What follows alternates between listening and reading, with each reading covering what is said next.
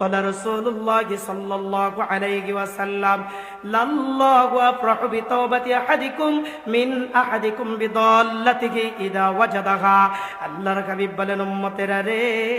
কোন ব্যক্তি যদি তওবা করে ওই ব্যক্তির উপরে আমি আল্লাহ কেমন খুশি হয়ে জানি তোমাদের মাঝে কোন ব্যক্তি যদি একটা বাহন নিয়ে যদি সফরে যদি বের হয় আর যদি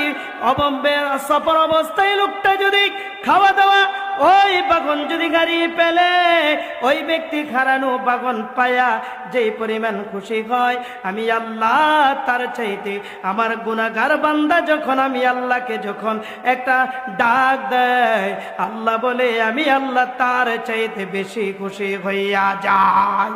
قال رسول الله صلى الله عليه وسلم لله أفرح بتوبة أحدكم من أحدكم بضالته إذا وجدها قال رسول الله صلى الله عليه وسلم إن الله يبسط يده ليتوب مسيء النهار ويمسط يده ليتوب مسيء الليل আল্লাহর হাবিব বলেন উম্মতেরা রে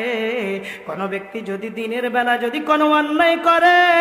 কোনো অপরাধ করে আমি আল্লাহ ওই গুনাহগার বান্দার জন্য রাতের বেলা আমি আল্লাহ কুদরতি হাত প্রসারিত রাখি আবার কোন বান্দা যদি রাতের বেলা পাপ করে আমি আল্লাহ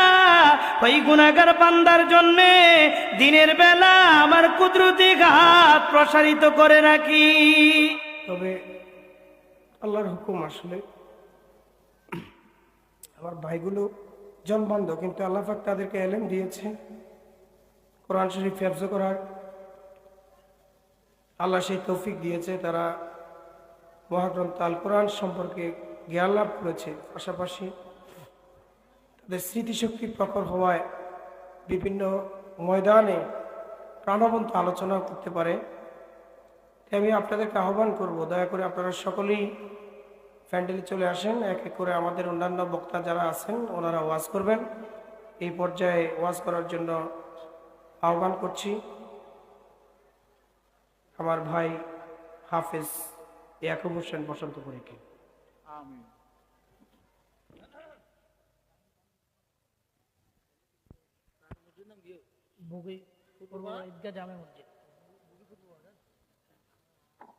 আলহামদুলিল্লাহ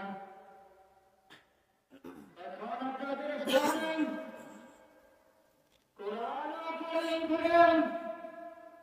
ও হাদিস থেকে মনোযোগ নসিহত পেশ করেন হযরত শামসুদ্দিন নূরুল হক সিরাজুল ইসলাম রাহমাতুল্লাহি আলাইহি